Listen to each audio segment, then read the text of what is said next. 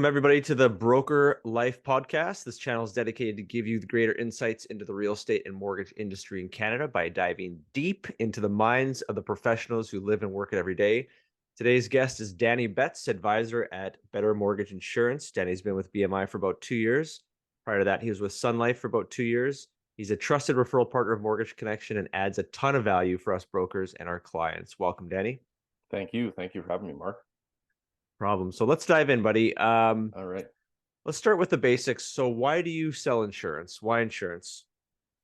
I think, well, the biggest thing first of all, it was something that kind of never crossed my radar throughout my career. I came across it through, just a quick ad online and got it with this company called American Income Life. And it was my first introduction into the business. So they interview you, they feel like you're the type of person that could get involved in this. It was something for me. It was an avenue for me to get my license. First of all, that was my biggest focus, was just getting my license, just to kind of get my foot in the door. Started with this company, kind of realized it was a bit of a Ponzi scheme or the pyramid type scheme, and the people they were trying to get you to sell to were just not the demographic I wanted to be working with. And, door knocking and cold calling with a script is not really for me. So once I got my license, got a little bit comfortable with the business, a friend of mine hooked me up with a lady named Manetta McDonald, who worked at Sun Life. Her and I had a conversation. Obviously, everybody knows who Sun Life is, so I thought it was a great way to get myself started in the business. Got on with Sun Life. Things were rolling for the first 3 months, and then the world shut down. So at home, still paying the bills at the Sun Life office, which was quite unfair and quite substantial. So I kind of toughed it out for about a year and a half after things shut down. And then Josh, the owner of Mortgage Connection, who obviously, got in touch with me and said, hey, we work with this brokerage that does life insurance and critical illness and those types of things for our clients. So he got me in touch with Rosie Jalad, who you've met now. And, we just had a great connection.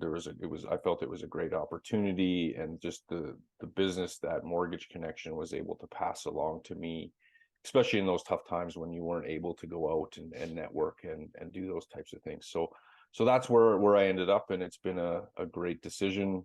I get to work from home, which is fantastic. And I just have a broader scope of what I'm capable of, or able to do with BMI as opposed to Sun Life. Is there something specific about insurance that you like? I think it's something tangible that people need. Obviously I don't want any of my clients to pass away, but in the case that they do, their family is set up, or they're not passing along debt to their family, because debt doesn't just disappear if someone passes away. Bills don't disappear if someone passes away. So just knowing that my clients have that peace of mind, and that I've done right by them if something does happen to one of their loved ones, that they're well taken care of, because it's a huge detriment to people. And I don't think people really realize how bad it is until something happens to somebody, especially if it's the income earner in the family. Bills don't stop, your mortgage doesn't stop, credit card payments don't stop, those types of things. You don't get a break if someone passes away. So just to have that peace of mind, knowing that if something does happen, that my clients are well taken care of. So what about the what? So I think sometimes people get confused on not only what is insurance, but what exactly insurance advisors do. So what actually, like on a very simplistic level, do you actually do? How can you help people? So I'll take it from a mortgage perspective, or Mortgage Connection standpoint. So Mark's obviously a mortgage broker. He signs a client, they've got a new mortgage, they're excited to move into their new house, they've got to get home and auto insurance.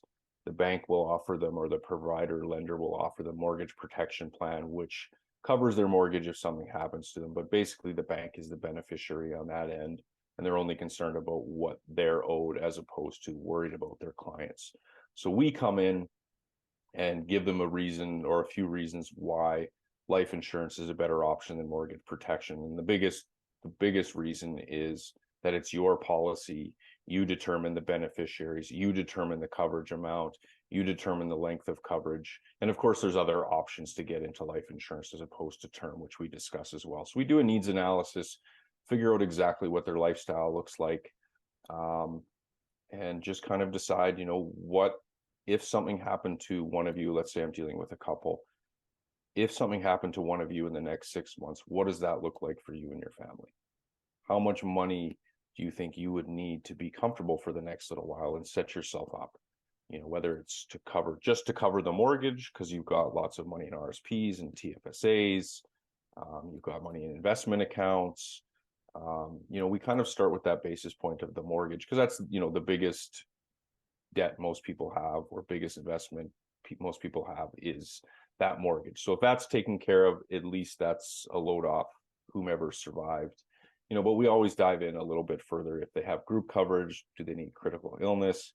Because unfortunately, between the age of 35 and 60, we're more likely to become disabled or sick than we are to pass away. So those are avenues we look at as well to supplement income if they are disabled, to cover their mortgage and bills, things like that. And then critical illness, if they were to come ill, there is a lump sum payout for that. So we really do a broad needs analysis. Every client is a little bit different. Every client, not every client, but some clients already have coverage they need to add just for their mortgage. Some clients have zero coverage and have no clue what this industry is about, and have kind of a negative connotation about life insurance. I think the only downfall for clients is, okay, well, I'm getting this insurance, but I don't get anything out of it if you're just doing a straight term. But the thing is that their family is taken care of. So that's kind of the spin you have to put on it. Yeah. This is pretty unique for me because as you know, I was in the banking world for 10 years. I was at a big bank, CIBC, and we offered the bank's creditor insurance, which is life and disability insurance. And I didn't really take, too much effort at the time at CIBC to really think about insurance. I mean, it was a product that we were told to push at the bank level. And then, once you understand the product and what it does, you think that's kind of like the only option. And that's all I knew. And I'm sure that's all my clients knew.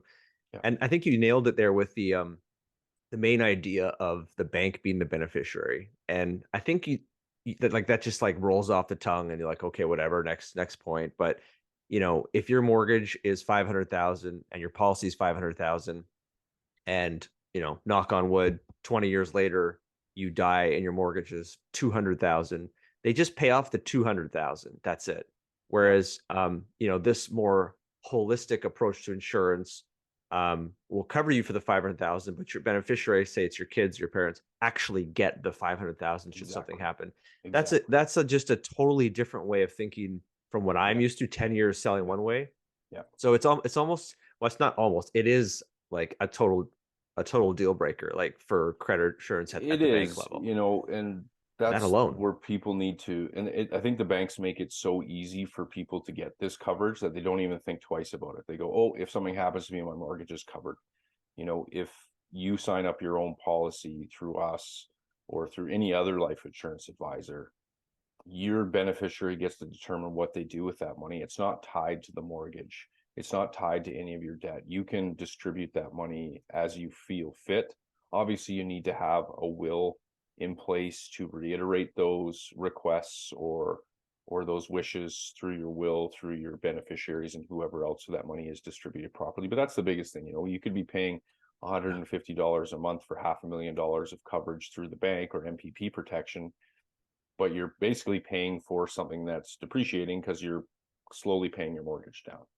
So it just makes more sense to do it this way because it's your policy, you own it, and your premiums never change, the coverage amount never changes.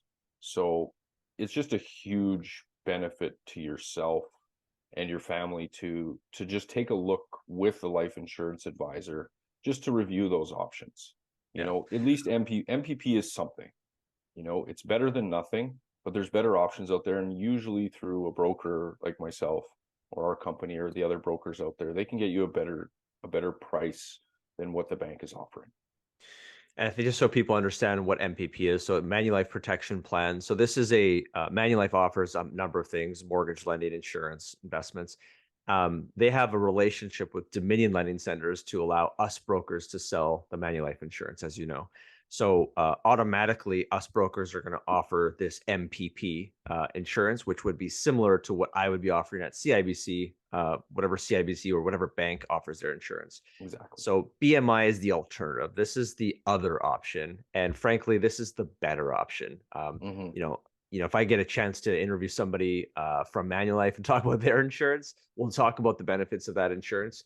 But if you're just really trying to compare both together, I don't know if there's a lot of upside to going with the MPP versus this holistic approach. And what also is interesting is, you can customize the payment. Often you'll just get, if you have that $500,000 mortgage, your payment's $100 a month, and it's like, do you want it? Yes or no? Well, I can't really afford $100, so I'm not going to take it. Well, enter Exactly. Danny with BMI. You can say, well, I can afford 50 a month. What does that get me? And at least you get Exactly. some coverage, right? Something. So Yeah, yeah. some sort of coverage, and we'll run it exactly. We'll give you all of your options. If budget is an issue, we can make things very affordable. Um, and then there's also alternative ways to protect yourself with whole life participating policies where you're purchasing a guaranteed life coverage amount over 10 or 20 years that you purchase yourself. And then that money is also growing over time for you. And you can add term riders to cover your mortgage, plus have that. So there's lots of different approaches for every different walk of life. Um, we deal from first time home buyers that are, some of these 20-some-year-old kids who are buying a house for the first time. It's fantastic, and those are the young people that are like, oh, I'm only 23 years old. I don't need life insurance. Invincible. Yeah. Invincible, of course. We all think we are. But Yeah. that's the best time to buy it because you're so young, you've got time on your side, and you've got your health. People, you get a lot of people, oh, I'll look at this in 5 years, or I'll reevaluate, or I'll wait till I'm 40, or this, that, or the other thing. But your health can change in an instant. Something can show up in your health because these are all underwritten based on health. So if you don't qualify health wise, you're not qualifying for coverage. So the sooner you get it, the better. And to lock in for as long as possible at a young age is highly recommended, because then you don't have to worry about it down the road. If you buy another house or you upgrade, you would just have to maybe increase your coverage as opposed to increasing your term, or purchasing a new coverage or a new policy altogether and having to go through the whole underwriting process again. Yeah, exactly. Now, where do you service? Do you service just Alberta? Is it Canada? How does that work for Our locations? company is Canada wide, so BMI is company wide. Myself personally, I do BC and Alberta, and we've got our other brokers who have licenses in Saskatchewan, Manitoba. I think the only place we aren't licensed is Quebec. Okay. So if somebody buys a home in Calgary and they get BMI insurance with you and they decide to move to Ontario, they can just move that coverage, doesn't get interrupted at all. Coverage would just have to be transferred by region. Yeah, Yeah. absolutely. Because Yeah. it has nothing to do with the house or mortgage. So really it's just the policy on the person, right? Yeah. Yeah, it's just the insurance board has regulations. You have to be licensed within each province to sell that product. So it would Right. just get transferred. Yeah. Okay, so that's the why and the what. Let's talk about Danny a little bit. So what's maybe something people don't know about you? Oh, well, I integrated into a instant family. Um, Met a girl 5 years ago. She's got a few children. Never something I thought I would get myself into, but well, you met Kara. She's pretty good. She's pretty okay. Lovely, lovely girl. Yeah. um, so that's something that I took on, with, I guess I don't know how to explain it really. It was just something that it didn't even matter because of who she was. Her kids were a big part of her life, obviously. She's a great mother, and she was just like, this is me, and these come with me. These two kids come with me. So I think that's something a lot of people don't know about me, that I'm a stepdad. Yeah. And it's two girls, right? Two girls, Stevie and Jessa. Stevie's about to turn 13, which is terrifying, and Jessa is 10 going on 11 in August. Oh So I've been man. in their lives for, almost half their life. Yeah. And now that's that point every dad gets concerned about is like that, 10 to 15 or whatever, and becoming a It's woman, high school, Yeah, boys, all that junior stuff. high, the growing, the makeup, the attitude, um, a Yeah. little bit of talking back here and there. They think they know everything. Yeah. But I'm sure I was, similar in a lot of ways when I was a young kid. Obviously, I'm not a girl, but Different, but yeah, that adolescent age where you're kind of maturing and having more responsibility and things. And I mean, I Yeah. my kids are young, 4 and 2, and I have a daughter as well. She's 4, and she's 4, and I'm already dreading where you're at, where Yeah. it's like, what's that going to be like? But I mean, you just have to kind of You just got to roll with it roll and with take it it. one Yeah, day at a time and just try to be a good influence on them. And boys are going to come into the fold, and I just want them. We've always reiterated that you want a boy that treats you well. He's nice to you, he's not mean to you, he doesn't talk behind your back. And if they're coming to pick you up at our house, they don't text you from the street. They've yeah, got to knock on the door, they've got to shake my hand and introduce themselves and look me in the eye. yeah, If they can do that, go nuts. If they're not willing to do that, I'm sorry you're not taking one of my kids out. yeah. Well, I think you're going to be a great dad. Trying. You are, you I'm, are I'm already. trying. Yeah, I'm trying. I call my parents for advice all the time. yeah, yeah. What about your inspiration? In life, in business, and in general, do you have somebody that you think of that, is kind of shaped the way you are? And the go-to obviously is like your parents, and you can say that, Mhm. but is there somebody or something that drives you? Um, I think now that I have a family, I've never had more push and drive than ever before because it's not just me. I was single for a very, very long time, like 10 years. So I only had to worry about myself. I just had to make enough money to keep myself going and, pay my bills and those types of things. So now that I have, two little ones that look up to me, um, I have a fantastic partner in Kara that, believes in me, and I kind of had to start. I was starting fresh. I was starting new when her and I met. I was working in a real estate with a real estate company prior to, and the company kind of went upside down because the owner was doing things he wasn't supposed to. He lost his license, so I was going another direction that I thought I was going with him through that company, and it just didn't work out. I kind of got screwed over, wasted a bunch of my time, wasted about a year and a half of my life going in this other direction. So starting over and having someone that believes in you is the biggest thing.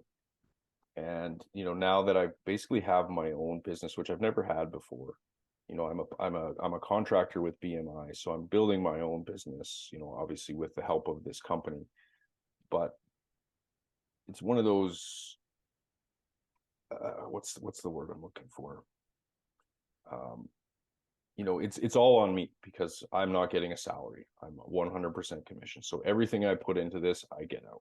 So if I'm not putting anything in, I'm not going to get anything out. So that's kind of my inspiration. Just that if I don't sit down and do some work today and talk to my clients and, do everything I can to close that next deal, I'm not getting paid. So that's my driving force, is that this is all on me. If I don't put anything in, I'm going to get nothing out. And just being able to, I'm partnering with a law firm to do, that's going to help you guys as well with your clients for wills and estate planning and getting into litigation insurance. So just being able to dive into avenues I never really knew that existed in this business. So I'm still learning a lot about the insurance industry itself. So I think that's what it is. And I actually have a list of daily reminders right in front of my computer that I read to myself every day to inspire me. I love that, man. I absolutely love that. That's kind of like the affirmations, sort of like um, in a lot of ways, just, transitioning from like a boy to a man. I mean, how old are you? 40.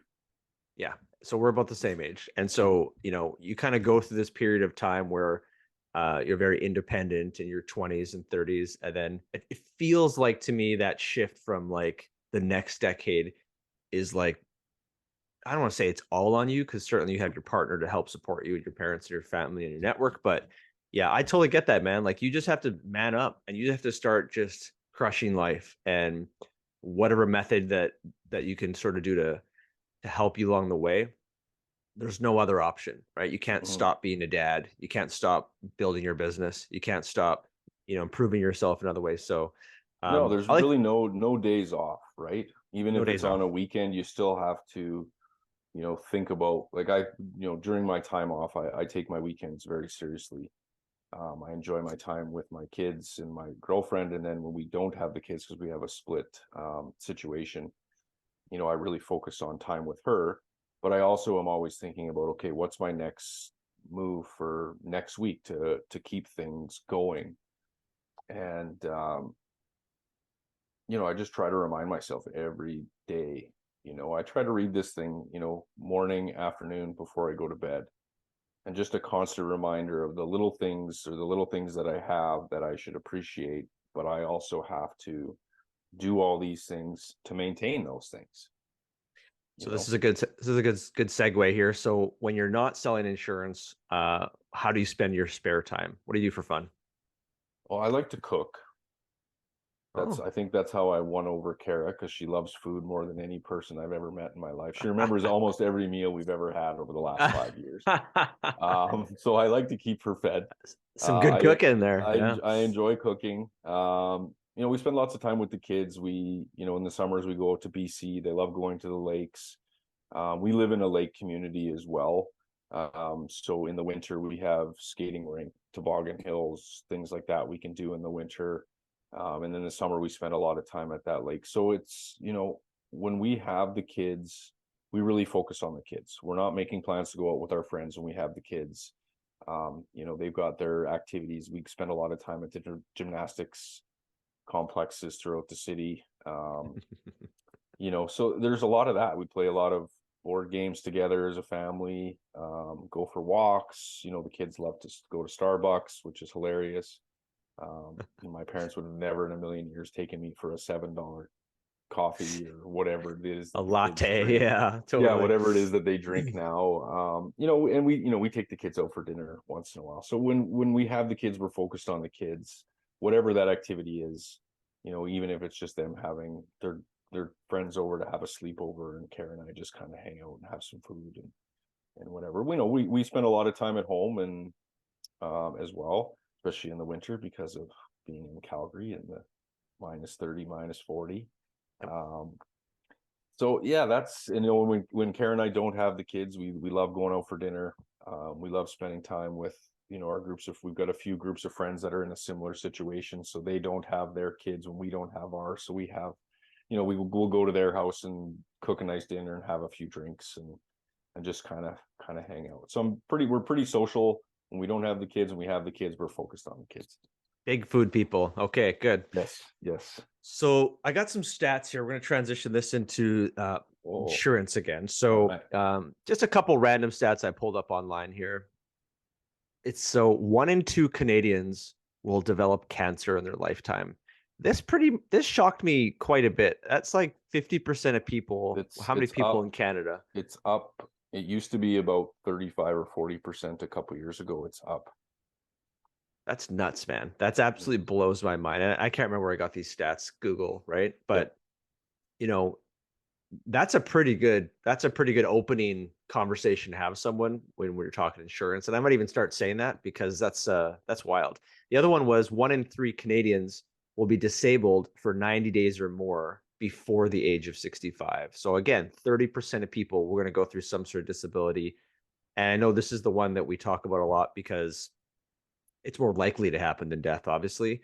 And so 30% of people that walk into your door to my door, we're having conversations with, or the broader group of people will be disabled for at least 3 months. That's nuts. And the last one here is 20% of deaths in Canada are caused by heart disease, making it the second leading cause of death in Canada after cancer. So 50% of people are going to get cancer, 20% of people are going to have heart disease, and then 30% of people are going to be disabled. So yeah, insurance is probably a decent conversation to have. 100%. And people, you never think it's going to happen to you until it's too late, right? So why not prepare for the worst and hope for the best? That's the kind of the way I look at things. It's crazy to me. I was reading the other day too. Most people, Alberta is one of the highest insurance, like more people in Alberta have life insurance than in most other provinces in Really? Canada. Oh, Yeah, interesting. which is great. But the funny thing is, a lot of people are like, no, I don't really think that's something we need right now, or they'll hold off, or they just won't get it eventually. But they'll have insurance on their car, they'll have insurance on their house, they'll have insurance on just about everything else but their life. Yeah. And your life is really the most important thing to have insurance on, because if one of you disappears, your dynamic of your household changes. And that generational wealth that everybody wants to pass on to their family or their children or their grandkids, it disappears, because debt doesn't disappear with your life, unfortunately, unless you Yeah. have life insurance. Yeah. I Yeah, it's wonder why more people have insurance in Alberta. Is that like an earnings thing? People make more money in Alberta than other provinces, so they can afford that it? could Is it a be. I think a mindset lot thing? of it Like, is a lot of companies provide a group plan that has some sort of a life coverage in it. So I think okay. those numbers help quite a bit. Because a lot of people are like, oh, I have coverage through my work, Yeah. and that's fantastic. But if your company changes providers, loses or decides to cancel their plan, or you change jobs, your coverage disappears. Yeah. Right. So to have something personal makes it, even something. So I think that's a big part of it, is people are, oh, I'm never going to lose my job, or, what my company provides is enough. And which is great. It's good that our company, that group policies have those life benefits in them. Um, but I think that would be a big reason why Alberta is such a highly insured province. So this might be kind of a obvious question, but um, may as well just throw it out there. So why would people get life insurance? Why would people get disability insurance? I just threw those stats out there, so it seems Mm-hmm. pretty obvious. But in your professional opinion, what's the need? Why would someone say I should get this? Yeah, well, you base it on, you can throw those stats at people. You're more likely to become disabled before you're 60 some years old than to pass away. So if you become disabled, what happens to your bills? What's the Or how are plan? you supplementing your income? Yes, the government does have a plan for disability. They do pay out a bit of disability coverage for you, just like EI if you lose your job. But to have something supplemental through life insurance, you can, based on your income, it's usually about $3,500 a month you can qualify for, unless you're executive. There's certain brackets of type of employment where they're able to provide more coverage based on income, of course. But if, like you said, the average person, 90 days without a paycheck or a full paycheck, most people live paycheck to paycheck. So if your paycheck disappears one week and you've got bills the next week, having that disability coverage for, yeah, you've got, of course, there's a cost to it. There's a cost to every type of insurance. But this Yeah. insurance actually pays you back if something happens, and you can pay it out over 1 year or 2 years, the amount. There's life pays as well. There's many ways to do disability, but it's worth a conversation at least to have your mortgage and your property taxes and your bills covered, It's and it's it's very go ahead. inexpensive. It's very inexpensive, if you look at the big scheme of things. Yeah, it's so funny you bring up the point of like you have insurance on your car, you have insurance on your home, on your boat, on your Yeah, motorcycle, on your engagement ring. but not on your life, right? Like Yeah, it's it's kind nuts. of crazy, it's kind of crazy, and it's very affordable. Like, I've got a smaller policy. I'm gonna get myself into a whole life participating at some point. My girlfriend's got coverage as well, and she's got a critical illness policy, and we've got critical illness policies on the kids as well. Because if they get sick, somebody's got to stay home and take care of them, Yeah. right? So So BMI offers life insurance, disability insurance, critical illness insurance. Is there any other insurance that BMI offers, or is it the big three? those are the major three that we deal with. We do offer group health plans as well for companies, and then we also offer a great product for business owners who are incorporated and have a holding company that want to pay their premiums through their operating company or their holding company. You save on taxes. There's a lot of growth potential. You can access that money tax free to help grow your business, or just utilize those funds for yourself. So there's a lot of great strategies, especially for business owners who want to access that money of theirs that they're working so hard for. without tax implications. It's a great way to invest your money. There's guarantees. You're killing two birds with one stone. You're getting guaranteed life coverage that you're purchasing, as well as growth. Most of these products are guaranteeing around the 6% mark, which is pretty fantastic in the market. They're vesting your money in construction and real estate projects, so you're not getting your money put into the stock market, so there's no volatility there.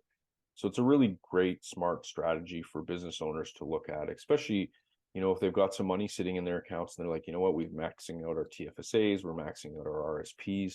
This is another great avenue to add to your portfolio for growth, especially business owners don't have a pension, Understand. So it's a great way to set yourself up a pension for retirement, or you can utilize that money to grow your business. Or if you're a real estate investor, you can front load one of these policies, access 90% of what you put into it, and you basically just borrow against it, and you can actually write off the interest of your loan if you're buying, if you're investing through your business. So you have life insurance for personal individuals, disability insurance for personal individuals, critical illness, and then you have this life insurance policy for corporations. Well, it's for people, but run through the corporation, and there's all sorts of tax benefits and Yeah, exactly. And other there's actually benefits. a way Yeah. to do it personally as well. Even if you aren't incorporated, a whole life participating policy personally.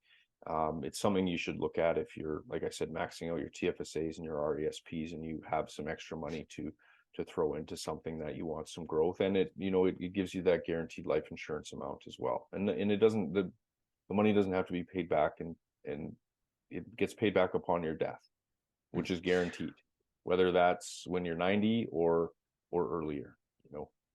What's the difference between, say, disability insurance and critical illness insurance?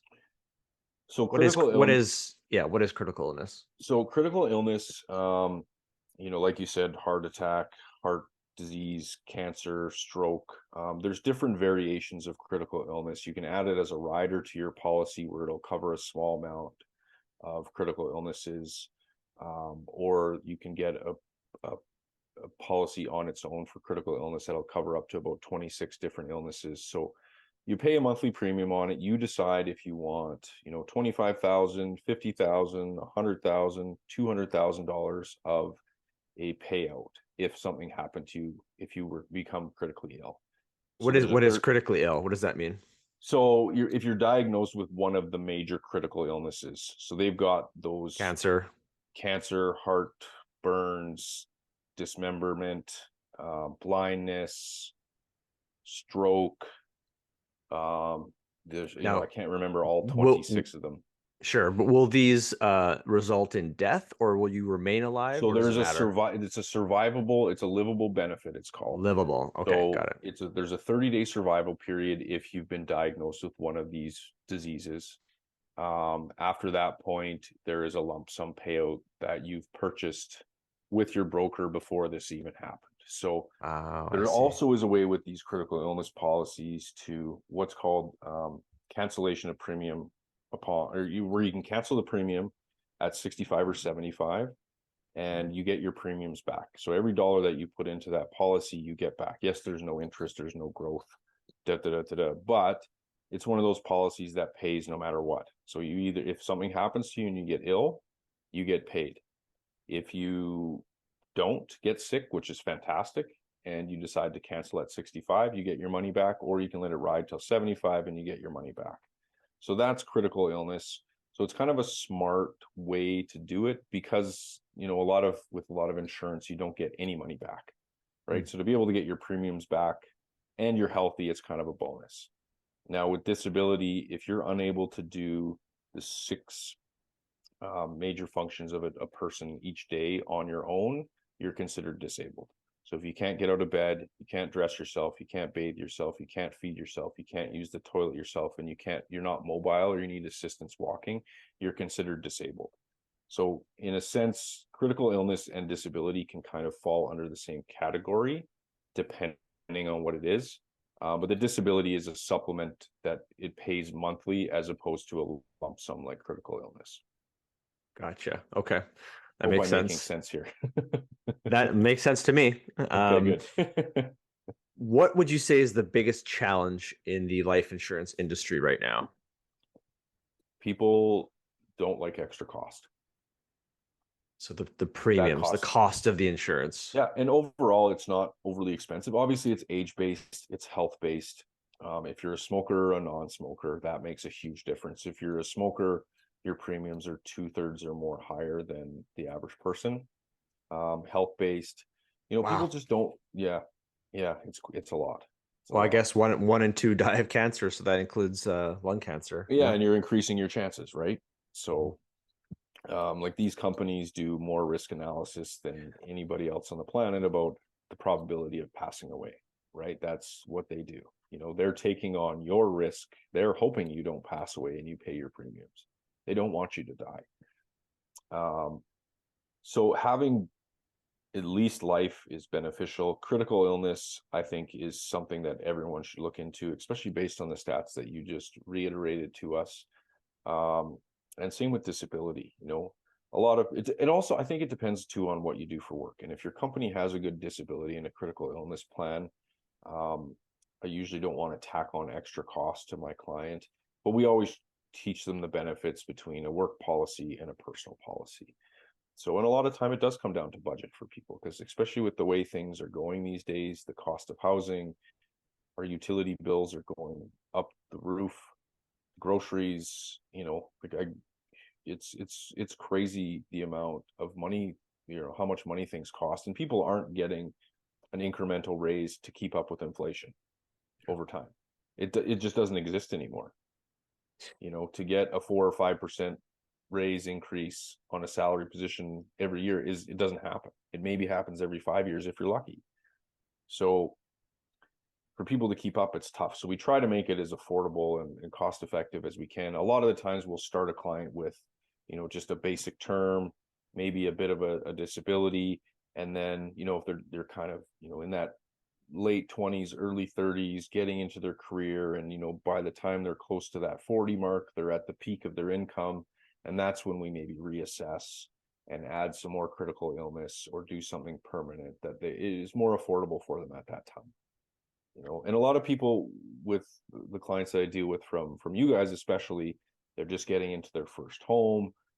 They're getting used to the costs of the utilities and the property taxes and all the things that come with home ownership, because it never ends. There's always something that needs to be paid for in a house. So it takes people a little bit of time to kind of adjust to that new lifestyle and what their budget is. And then we'll reevaluate again as well. Because a lot of clients are just like, you know what, I want a year to sit back and figure out what my new life is going to cost me. Me and my wife or my girlfriend need to figure out this, that, and the other thing. We've got a baby on the way, or we plan on having a family. So this is something we want to look at when we're a little more settled. And that's totally fair. I totally understand that. But the only unfortunate thing about that is life can change in a hurry. People can get sick in a hurry. Yeah. So if all of a sudden you can't qualify for coverage, then what? So that's things to consider too. But like you said, people think they're invincible. You know what that We reminds all me are. of? We all are, especially in your 20s, and especially if you're a man. Yeah. Yeah, Or a yeah, boy. exactly, Yeah. exactly. And that's uh, why we pay a little more than women for insurance, because we take more risks. yeah. We're dumber. 100%, 100%. So this reminds me of my banking days when somebody comes in, they got the best credit score, they have no debt, they have a bunch of assets, investments, and savings, and they say, "I want to get a loan or a line of credit," and it's the bank's like, "Done, 100,000. What do you want? Lowest rate. Here you go." And then you have the other client that comes in who is like maybe a student with no credit, or maybe someone who's older, just really bad credit, no savings, job to job to job, throughout their whole career, just not a really great credit profile. And the bank, and they're really like in a lot of debt. And then the bank says, "Sorry, we can't lend you anything." Hmm. It's that situation where if you don't apply for life insurance at 20 in your 20s, when it's affordable, when it's certainly gonna not really be a big factor in your budget, compared to when you're 45 and now you've developed maybe some health concerns or something, it's just not the right way to approach it. You wouldn't go into the bank when you're 100 grand in debt and say, "I need this loan now," or you shouldn't. I mean, that's what people do. You Hmm. should probably be managing it better and at least have some sort of like savings or fallback, so you don't even have to go into the bank to get that loan. Now, Right. everybody makes mistakes, and clearly, if you look at the numbers, everybody's in debt in Canada. More We're so than ever now. trillions, right? It's crazy. Yeah. So, well, the U.S. is trillions. Maybe the Canada's not in trillion. Might be a trillion We're now. I probably have to not far behind. look that up. But yeah, that hits home. So next Yeah. one I have for you is just general advice. So, what would you say is one tip you'd give someone looking to buy a home for the first time and they're contemplating insurance? This might be a kind of an obvious one, but what's one tip other than just like get the insurance? What's one tip that you'd give them Um, when they're looking to get this big asset, incur this big mortgage payment, and then they're saying well, like, my should I get question, insurance? if they're saying, well, if they're asking why, I would say, if something does happen to you, where does this debt go? Did you buy this house with your girlfriend, your wife, your brother, your sister, your father, your mother, whoever it is that you bought the house with? Even if it's just yourself, debt goes somewhere. So where does that debt go if you pass away? And if they don't have anything in place, then there's a whole process of estates and lawyers and judges. There's a whole costly process to it all. So to have first of all, once you have your life insurance, you should have a will in place, so that money is allocated correctly and to the proper people. But the biggest thing is why wouldn't you have insurance on your life? If you pass away, you want to leave all that debt to your wife or your parents who co-signed the loan for you, or your brother who you bought the house with, especially when you're so young. Like, here, I'll give you an example. So if you were a client of mine, you were born January 1st, or sorry, January 15th, 2000. So you're just a puppy, and you wanted to buy $1 million worth of coverage for a 30-year term. If you're healthy, you'd be looking at $66 a month. Now, $1 million is a lot of coverage for a 23-year-old, but this is just for example's sake, easy math. Now, if we were to do it now at 43, same product, same company, same coverage, same term length, $161. So $100 more a month, Mm-hmm. 20 years later. Yeah. So it's not a huge amount, but it's still substantial. Over time, you're paying that premium for 30 years, and you'll never, at 23, if you get $1 million worth of coverage for 30 years, that covers you till you're 53 years old. Yeah. Or sorry, yeah, that's right, 53 years Yeah. old. Yeah. By that And time, you should have much less debt. Your house should be close to paid off. That $1 million changes your life, or whoever's life, if you do pass. So to get it early, it just makes so much sense. I just Like, I think about wish. like the 30s, 30s and 40s, not even when it expires at 50, but when you're starting to build a family and then those costs start coming heavy on you. You have Exactly. children, maybe your spouse is on maternity leave. Maybe you buy a house. There's all these extra costs. The last thing you want to do is say, I'm going to add $200 a month in Mhm. insurance. So yeah, maybe Yeah. consider it. I like And that. I like plus, that a you lot. should get Yeah. your partner insurance too. I get a lot of clients, most people, there's two names on the mortgage: husband, wife, partners, whatever it is these days. Um, and one person makes substantially more than the other person, or the other person is stay-at-home mom, which is fantastic. Great that you're able to do that. And they go, well, I always say, is this coverage just going to be for yourself? Do you have a wife? Do you have a partner? Oh yeah, my wife, we have 2 kids or 3 kids, and she just stays home with the kids. And I said, okay, well, that's great, but what happens if something happens to your wife? And they go, well, what do you mean? I said, well, if your wife passes away, who's going to be home to look after your children? Because you still have to go to work to pay for the mortgage and pay for the cars and pay for the insurance and pay for all these things for the kids. How are you going to be able to do that if you don't have coverage on your wife? And they kind of, oh, well, that makes sense, because it does. Well, now you have to pay for someone to take care of your kids.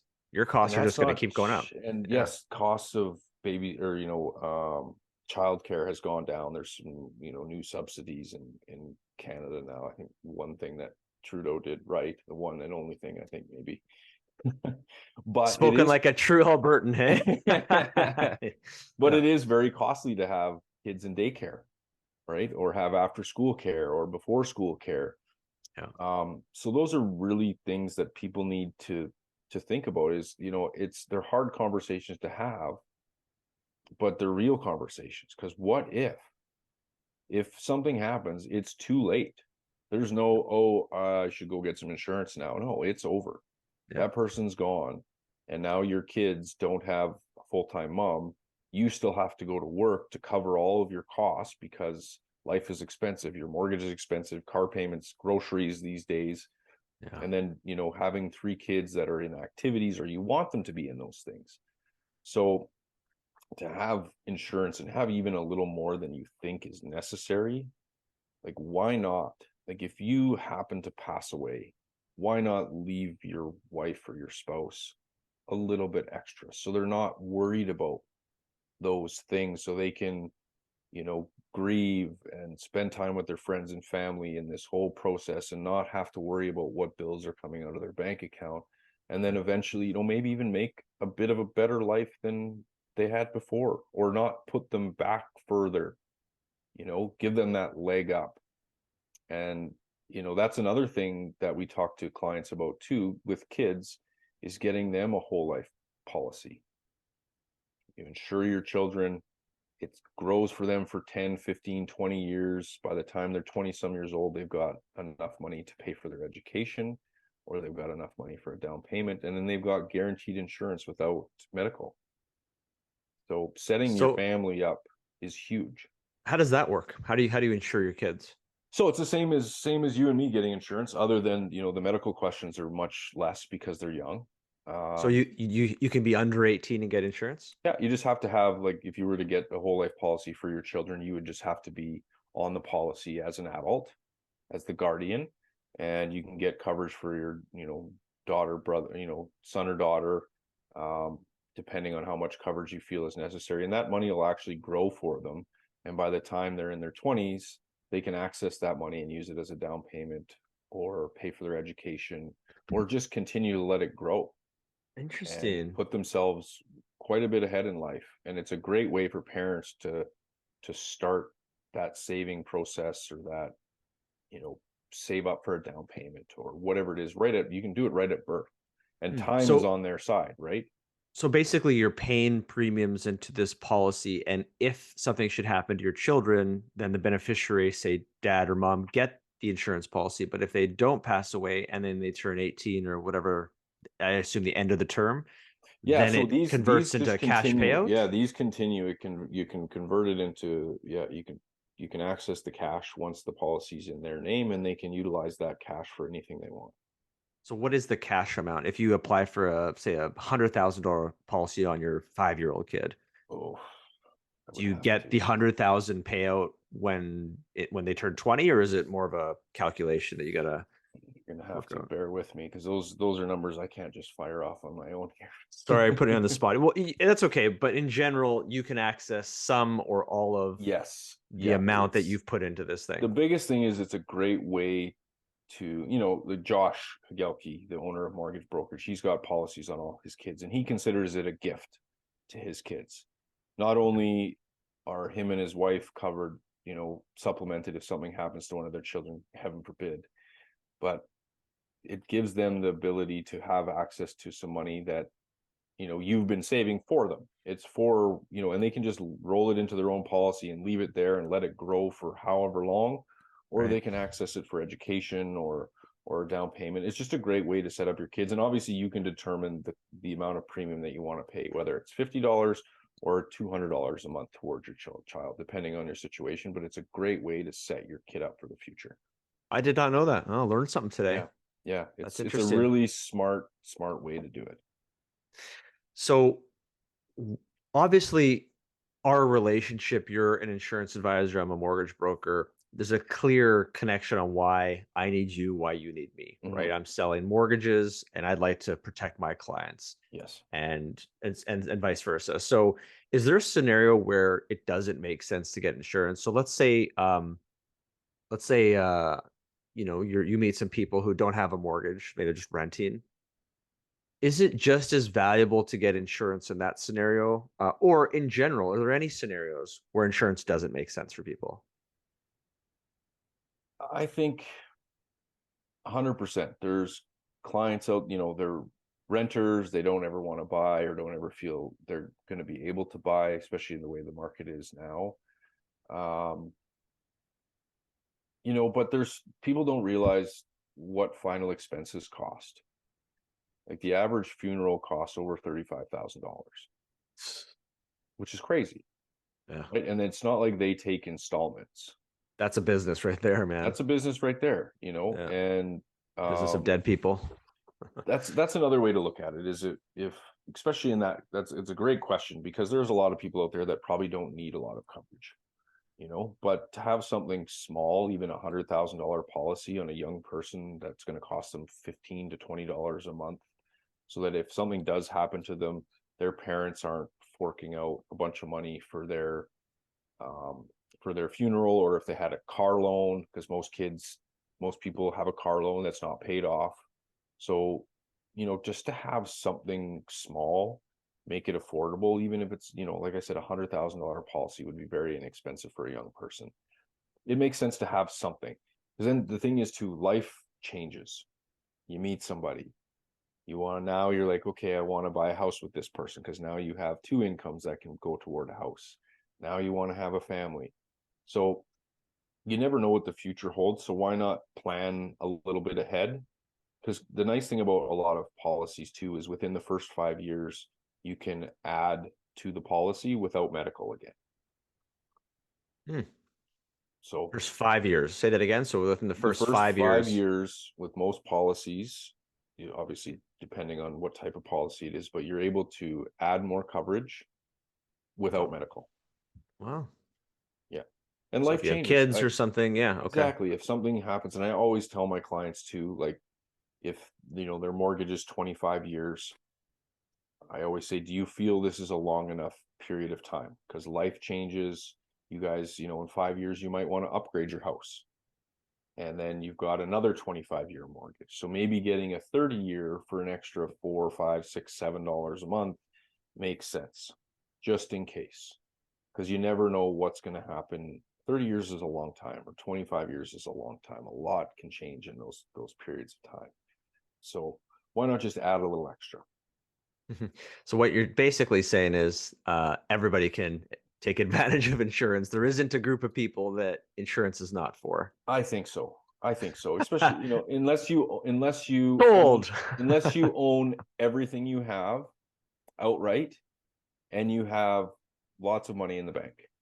But Okay. why, there is some clients that are, well established, they've got lots of money in savings, they're close to retirement, whatever. But why use that money if something happened to somebody?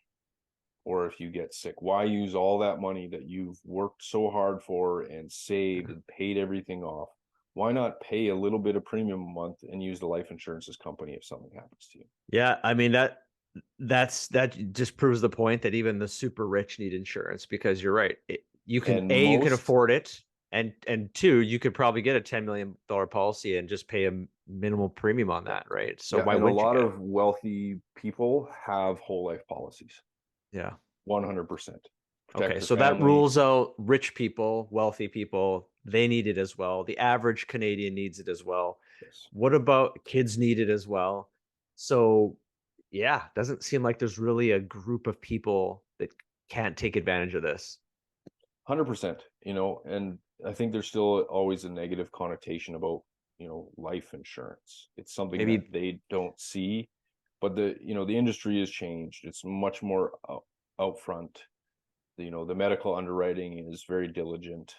There's a lot of companies too that if you have never had any issues in the past, they'll approve you right away. hmm, You know, so, and also these, term, the nice thing about term policies is you can also cancel at any time without penalty. So they're not going to be like TELUS and say, oh, you've got to pay us a year's worth of premiums when you cancel. don't start me on They, TELUS, man. Don't start me with that. oh, I've been dealing with them all week again. Yeah, I have I've like been a, dealing with Shaw this week. I Yeah. have like a 3 month relationship with TELUS. Every 3 months, our bill is like, they sent us a bill the other month for $602. For what? That's what we said. Like they came in and did our like fiber optics, and the guy charged us for a phone, a jack that he didn't have to install, and there was this other 400 and some dollar charge. And I was like, how come I have to call you guys every 3 months to get things sorted out? And you think if our bill's $120 a month and all of a sudden we're being sent a $600 a month, that would like flag in your system and someone would reach out to us and find out what the problem is. But no, of course not. No, I'm dealing with the same thing, man. I'm with Shaw, and I've sort of like vowed to never go back to TELUS because I had similar experience when we had it. And then I'm like, I'm with Shaw now. That's it. And we just signed a 2-year contract, just came up last week. And so our bill went up. I said, all right, I better call and find out what offers they have. So somebody offers me, I don't know, whatever. It was like $150 for internet and TV. But it's like, do you want to have faster internet? Do you want to have like the gig, like the 1,000 megabytes? And it was like $10 more than what I was paying. It's like, cool, sign me up. So we signed me up.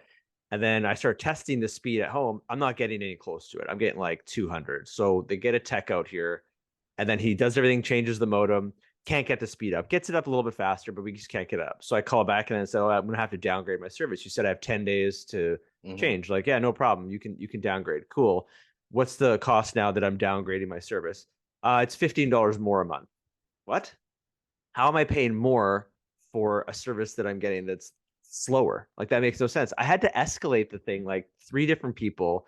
Finally, somebody calls me back yesterday and like, made good of it. But like, why do I have to go through this process? And why aren't frontline people more empowered to make these obvious decisions? You're going to charge me more for worse service? Like, oh, communications, man. I'm like, I'm gonna go to TELUS. I'm gonna get the free TV they're offering. I don't want to do this, but I'm gonna do this because you're forcing me out. So they made good on it, but yeah, I could It's spend. just that you think their service would be better considering the amount of money these companies make, like 75 or $90 a month for internet. Yeah, man. Like really? And your What a internet is a business. little bit shoddy. Yeah, they can do whatever they want. And you're never getting the full speed.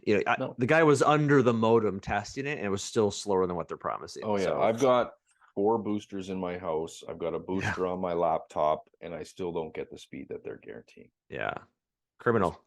We could do a whole podcast on we could do a whole Sean Tells. podcast on Shaw and Telus. Okay, one more question under industry here. So, how would you say, or how can a mortgage broker help you succeed? What's my value to you? Well, your clients doing right by your clients. There's a reason that BMI and Mortgage Connection decided to have a partnership, to give your clients a better option, to provide them with a better service. That's the bottom line. Is you want your clients to be taken care of. We know your clients, the clients that we get from you guys are well taken care of by all of you at Mortgage Connection, especially you, Mark. And that's the biggest thing, is just providing that extra bit of service, to just protect their biggest investment, which is a house. It's the biggest investment most people will ever buy in their life. And why not protect it and protect your loved ones for that place? You know what I mean? Yeah, That's the the value add, big, just a the pure value value add. add. Yeah, Yeah, and it's just a little bit of cost. Yes, there's cost to everything. So that little bit of cost can save you and your family a lot of heartache in the future if something yeah. were to happen to you, right? And I, I know. if you outlive your insurance, that's fantastic. I've luckily, knock on wood, I've never had to deliver a death benefit check before.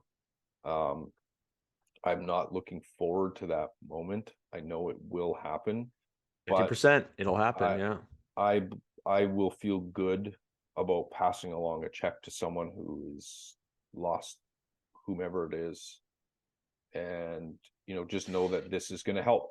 It's not going to heal them, but it's going to help them. yep. Well said. The last section here of this interview is what I call a speed round. Okay. So this is just kind of like to end the call on sort of more of a fun, light note here. Okay. So I just Not to got stop like, talking about people dying and getting sick. yeah, important though, important It to is talk about it. important. It's a reality, Yeah, unfortunately. yeah. So, so just a couple questions, just to kind of like, just have some fun with this, and then we'll wrap things up. So, quick little responses. You can elaborate if you'd like to, but nothing Okay. crazy here. So, first question: life or disability? Disability, or sorry, life. Life. Okay. Yeah. Like you said, I'll give a quick reason for that. Please do. Yeah. Most Elaborate. disabilities you're able to overcome in 90 days. If you die, you die. There's no coming back. Yeah. That's easy. I like that. Lift weights or run? Oh, lift weights. I can't run. I'm still trying to find somebody, especially a guy that's going to say run over lift weights, but I'll get there. Uh, sugar or salt? Oh, salt. Salt guy. Yeah. Yeah. Trying to get off the sugar. My shirts are all tight, my pants are tight. Sugar's No, no it's good. so good though. And then I know. I'm a sour candy. I love them, Yeah. but I try to avoid them. So I'd rather, have some pretzels or some chips. Yeah. Yeah. Beer or wine? Wine. Oh, red or white? Ooh, depends on the day, time of year, and the meal. But I would say overall red. Red. Yeah. Are you a morning guy or evening guy? Person. I think I'm kind of an all-around guy. Kara always gives me a hard time because she's like, "You're always so like chatty and you want to like hang out with me in the morning." And then the same thing at night. So Kara's So an I think evening person. she's not a morning person. She's Yeah. not a morning person. She doesn't say much in the morning, which is fine.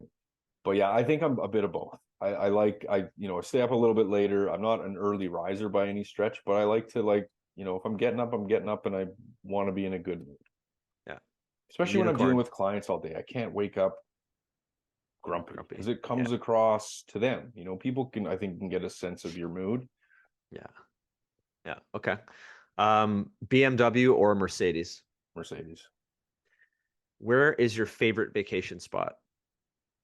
Ooh, that's a tough one.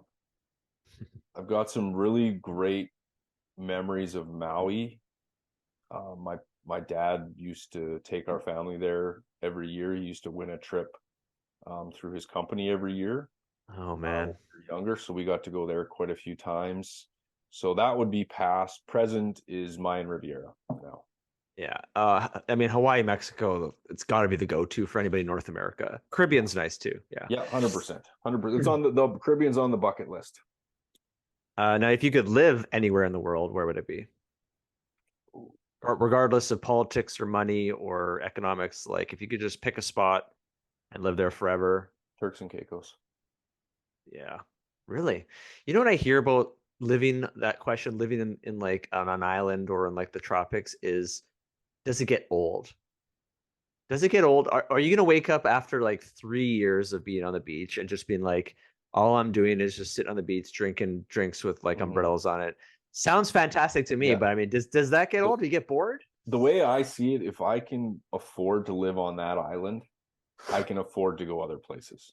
Yeah, that's true. Yeah, fair And enough. Miami from Turks and Caicos is about a 5.5 hour boat ride. Yeah. So there's, cities and things around. You could probably take like a half-hour flight, like a little Yeah, small propeller plane or yeah, something. yeah. Who's your favorite sports team? Don't say it. Oh, Don't say it. yeah. Well, I'm a Flames fan. I'm a Calgary guy, through and through, but we're unfortunately not going to make the playoffs this year. Um, yeah, I'm a Flames fan. I'm a Flames Flames fan. fan. Yeah, Okay. Well, I'll just leave that unfortunately. there. We'll leave that there. Well, better than Now, being a Vancouver fan. yeah, or Toronto. Yeah. Yeah, yeah. Um, this is a good one. If you could have dinner with anyone, dead or alive, who would it be and why? Oh, I've been asked this question before. It's a tough one. This might sound a little bit cheesy, but Good. at my age now, I would love to have dinner with my grandfather, who's passed Oh, many, many years ago. you had a good relationship with them? Amazing. And I Yeah. don't think he realized how much I appreciated it. Because he was at everything. He was at every one of my baseball games, every one of my hockey games, every one of my basketball games, even though he hated basketball. But he Oh, was always there. Baseball, he, came and warmed up with me early. He always gave me money. Um, he was just great. He was very that's a grandpa involved. right there. That's a good guy. He got me into golf. He got me in golf lessons when I was 12 years old, and we would go golfing twice a week together. So I would love to have dinner with him again. Oh, that's a good one, man. What music are you listening to these days?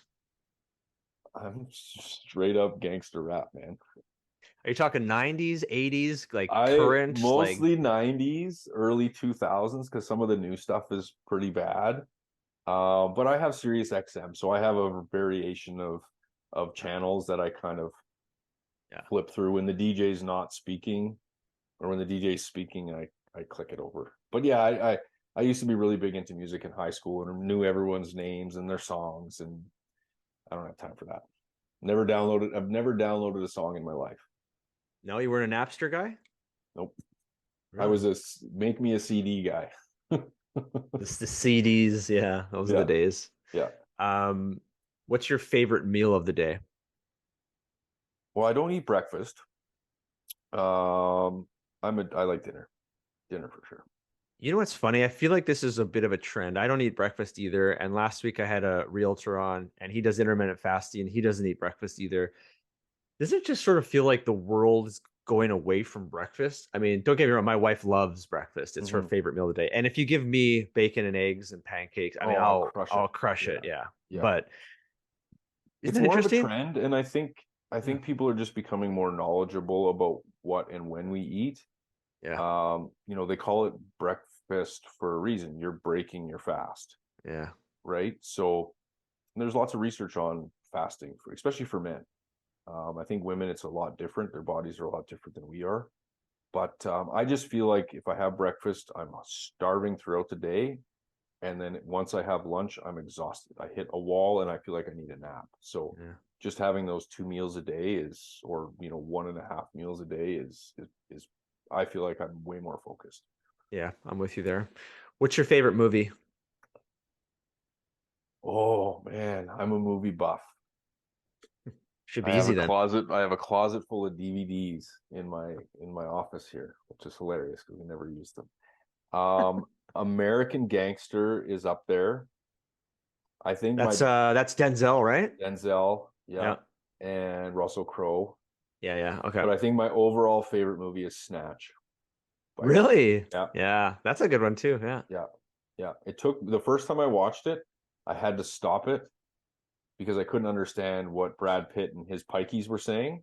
The But then, Periwinkle Blues, the Periwinkle yeah, Blues. Yeah. yeah, yeah. For me, ma.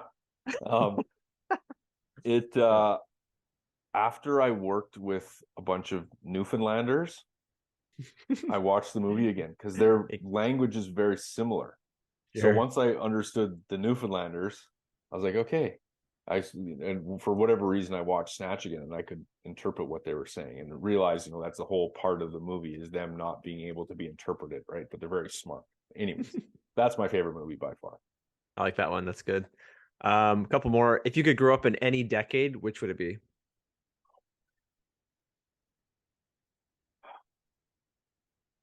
It's hard to say because you don't have a different perspective. I think I liked the decade I grew up in. 90s? Yeah, the 90s, 80s, 90s. I'm scared for the future decades, to be honest, in some regards. Yeah. Um, but it's hard because you don't have a perspective on any other, you know. Maybe I think it would have been kind of cool to grow up in the 40s and 50s. I don't Mm. know, man. I don't know. I really don't know. That's a hard question. Okay, we'll skip it. If you could have one superpower, what would it be? Oh, flight. Fly around? Yeah. You Yeah, know I what? could fly right to Turks and Caicos. Yeah, yeah, you could. I asked Dave Zubko, realtor, head on last week what his favorite superpower is, and he said I